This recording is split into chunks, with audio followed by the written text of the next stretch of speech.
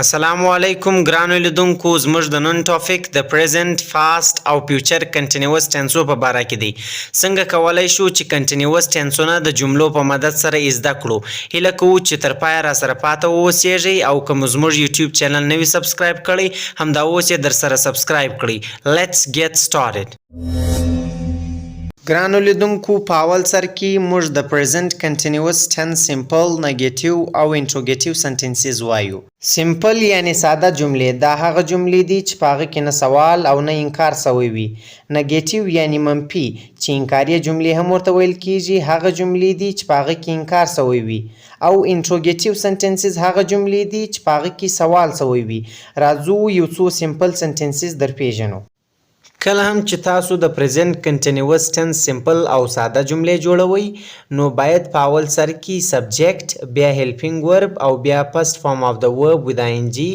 بیا اوبجیکټ ولګوئ په اوله سنټنس کې زموږ سره اوبجیکټ نسته I am going زه روان یم یعنی دا نه دی معلوم چې زه چیرې روان یم زموږ سره اوبجیکټ نه دی معلوم دویمه سنټنس د زموږ سره I am going to school زه مکتب ته روان یم سکول یا مکتب د لیز مو سره اوبجیکټ دی دریمه فکره د زمو سره I am playing زه لوبه کوم یعنی د لیز مو سره لوبه نه ده معلومه چې زه کومه لوبه کوم څلورمه سنټنس د زمو سره I am playing football زه فوټبال کوم فوټبال زموږ سره اوبجیکټ دی هلته زموږ سره اوبجیکټ نه وای معلوم چې موږ کومه لوبه کوله د لې موږ دا دی اوبجیکټ معلوم کړی دی فوټبال زموږ سره اوبجیکټ دی دویم زموږ سره د پریزنت کنټینیوس ټنس نیگیټیو یا انکاریه جملې دي اوله سنټنس د زموږ سره I am not reading the book زه کتاب نه وایم دویمه سنټنس He is not playing cricket دی کرکټ نه کوي She is not cooking rice. دا ورجی نه پخوي. I am not playing football.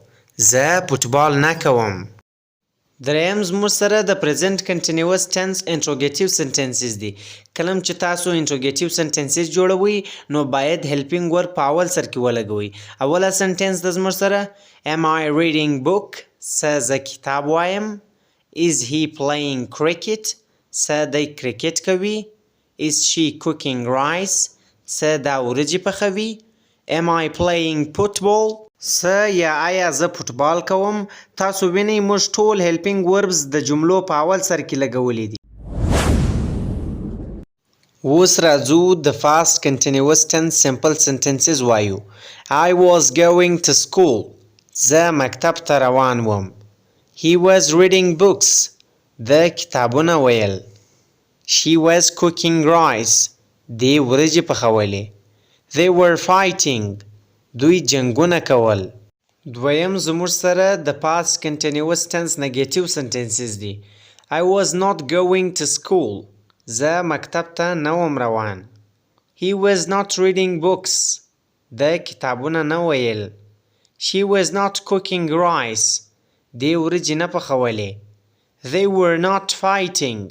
دوی جنگونه نه کول دریم زموږ سره د فاست کنټینیوس ټنس انټروګیټیو سنټنسز دي Was I going to school څه زه مکتب ته روان وم Was he reading books څه د کتابونه ویل Was she cooking rice څه دی ورجی پخولې Were they fighting څه دوی جنگونه کول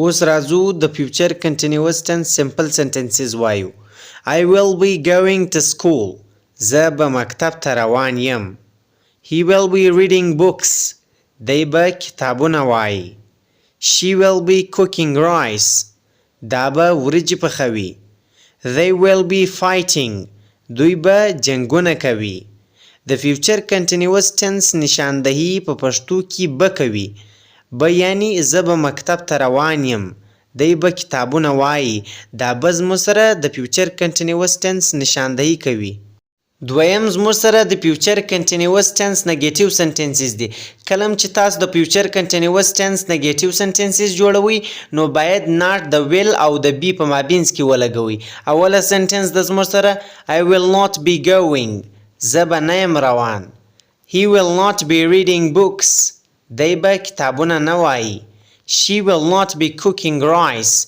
دا به وریجې نه پخوي. They will not be fighting. دوی به جنګونه نه کوي.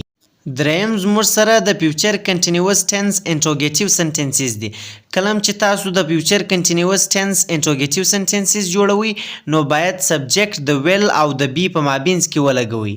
اوله سنټنس د زموږ سره will I be going to school؟ څه زه به مکتب ته روان یم. Will he be reading books؟ څه دی به کتابونه وایي. Will she be cooking rice؟ څه دا به وریجې پخوي. Will they be fighting؟ څه دوی به جنګونه کوي. Thanks for watching. Subscribe our YouTube channel for more interesting videos.